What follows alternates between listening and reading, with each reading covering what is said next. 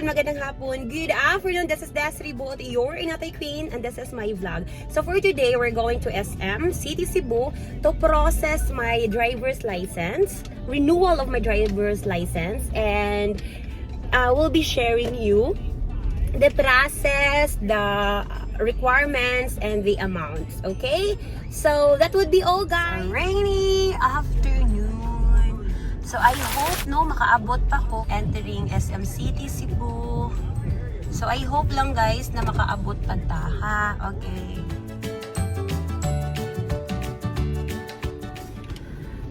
So mga kainatay na anata karon sa sulod sa SM Cebu City parkingan, I hope na makakita dayon kog parking.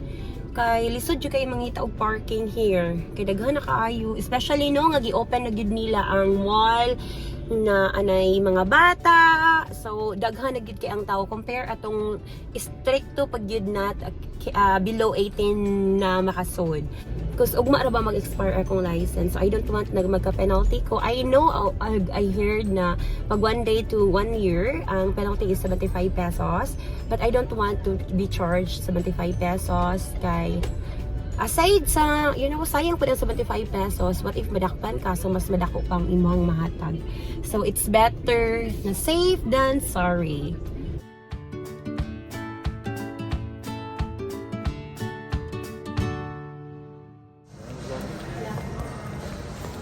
Pag-radio po, sir? Pag-medical sa pikas. Dere? Wala na, automatic na yung medical. Automatic na. Okay, sir. So guys, grabe pa fast ang service.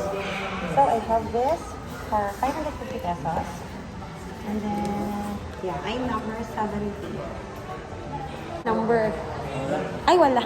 So pag human dito, sir, mag-wait na lang dire, tawagon, or mag-fill up ang form. Tawagon. Thank you. So after kang bayad sa cashier, sa medical, so pag humani mo og filled up, mag-wait na lang ka para tawagon ka sa medical. Okay, guys. Balik na kayo. Happy ka na lang sa Jerry, palapin na ikumanin pilap, Jesus Pita, dito. Thank you.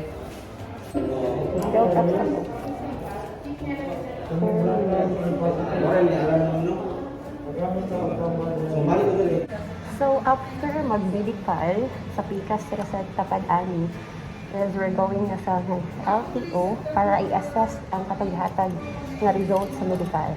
Okay? So, para i-check ang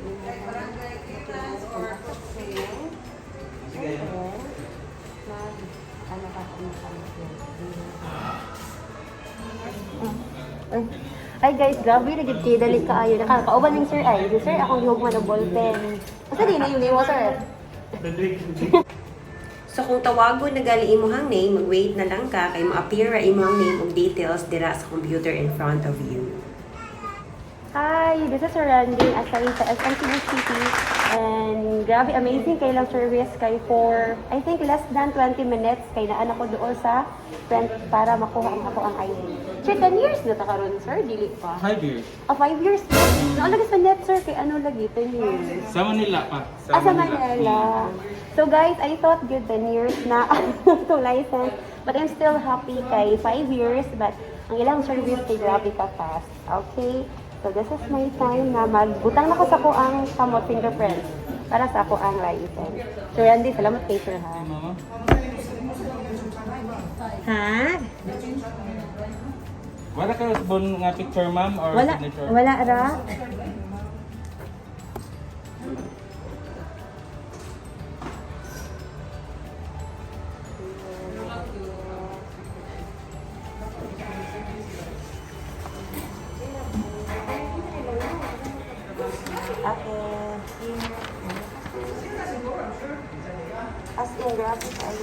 That's it, guys. Less than 25 minutes manan ako sa akong license. And then there are the stuff and then I'm sila. So that's it. And thank you SMCT LTO for very fast service. Let's go. Good job. Yes, that up.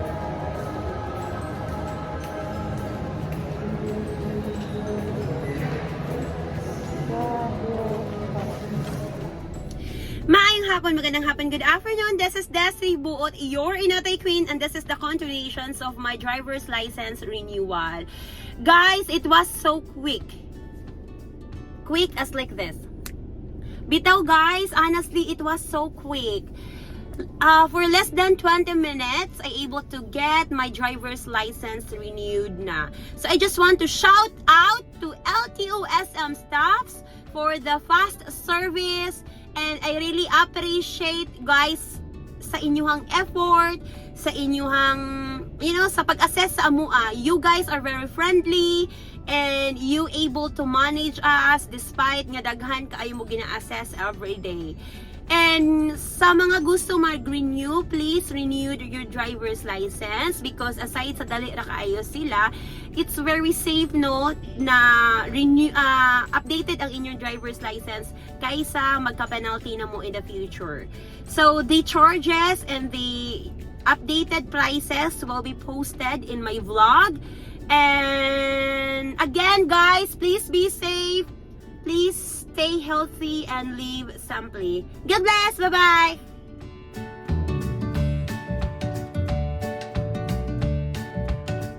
So by SM, we got it all for you. Honestly mga kainatay, I am so happy and I am so blessed that ako jonggi porsige nga mag-renewed ko sa ako ang driver's license despite the fact that I am I am in doubt kung maka-able nga makaabot pa ko because I thought that mga government mga ingana kay taman lang sila mga 3 PM.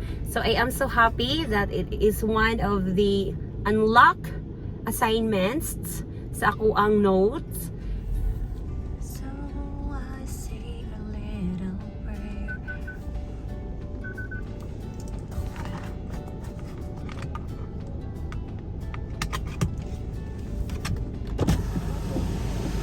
Okay, thank you.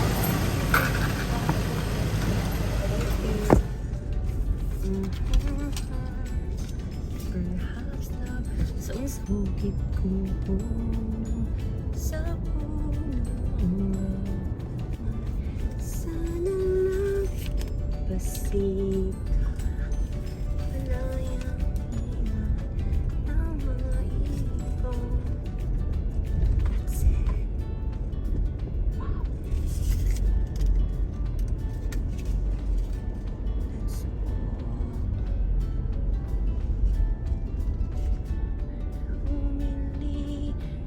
That's all. Isang panahon.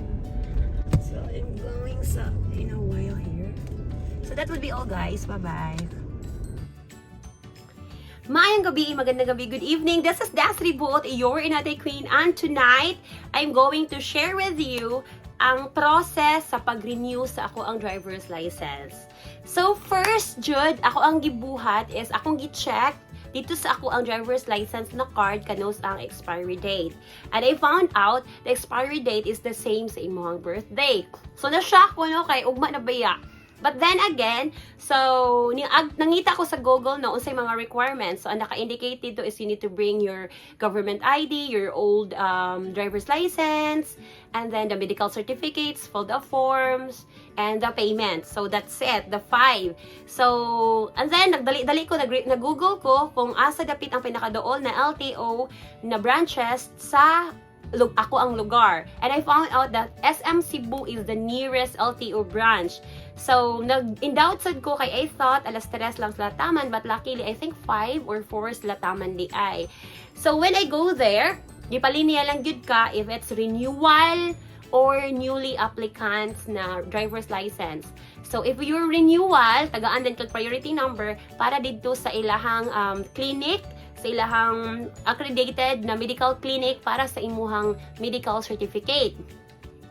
So, paabot na ko di adto sa medical certificate sa ilang clinic is magto ka sa cashier para bayaran ang imuhang physical examinations or physical exam. So, I paid of 550 pesos. So, ilahang kwaon tong imuhang current na driver's license. And then, after ana, tagaan na sad kanila og number para tawagon na din ka sa doktor na mo check sa imuha.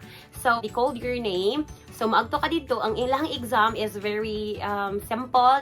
Like, your name, you're wearing glasses, and then, ano na ba ka? Pila imong height, imong temperature. So, mga basic lang jud kaayo. So, when you are done, mag-wait na lang dayon ka dito sa releasing sa imuhang medical certificate. Sorry. So, when you have your medical certificate na, so, i-instruct na sad ka na i-attach ang imong resibo, ang imuhang driver's license, para mobalik ka sa LTO, and then imo na sad siyang ihatag sa window 1.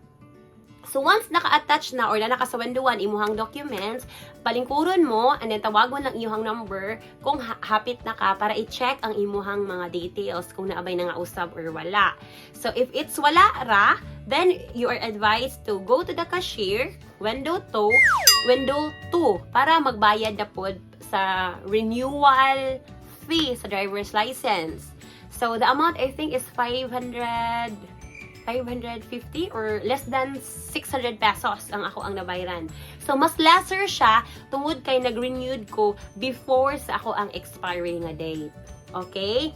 And then, once na anak ka na kumanakagbayad, mag-wait na lang dayon ka dito sa window 4 for verifications of your details. So, ang verification sa details, kay naaras jud sa screen atubangan sa imuha, makita nimo ang detalye nimo if it's the spelling, og sa imong birth date, and all. So, if wala aray correction, nga imuhang i-correct, kay i-instruct ang ibutang ang imuhang 2 pen fingers para verifications nga it's you pa nga persons nga nag-apply before sa imuhang pen fingers. And then, kung okay ra, wala ray mga changes, then automatic na din kaagto sa printing or sa imong card printing and releasing. So, when you are there na, very easy lang gid kaayo. Pag-print ka, pabutan nimo ma-print ang imong card. And then, kung na-print na imong card, ilan na din kang ibalik na sad sa katong imo na sang i-verified ang imuhang duha ka kamot, imuhang pen fingers, and then papirmahon ka nga imo na nakuha ang imuhang driver's license. So, that's all. Very simple and very fast. So, if I were you guys, I encourage you nga inyuhan yung i-renew ang inyong mga license para mo ma-avoid sa mga charges o penalties. At the same time, no, it's better to be updated than be sorry later. Again, this is Destiny Buot, your Inatay Queen, and saying please be safe, please be healthy, and live simply. Bye!